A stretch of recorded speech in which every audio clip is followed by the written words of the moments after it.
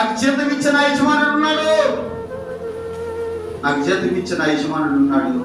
ఆయన పని నేను చేస్తున్నా, ఆయన పనిలో నేను జాయిన్ అయ్యా, ఆయన పని నేను చేయటమే. ఈ పని చేసేటప్పుడు నాకు ఎన్నెన్నో వస్తాయి, ఆయన పట్టించుకోకూడదు, ఆయన పట్టించుకుంటే నేను ఈ డ్యూటీ చేయలేను అని చెప్పి పనుడు ఏం చేస్తాడు, మంచి చురుకుగా ఉంటాడు.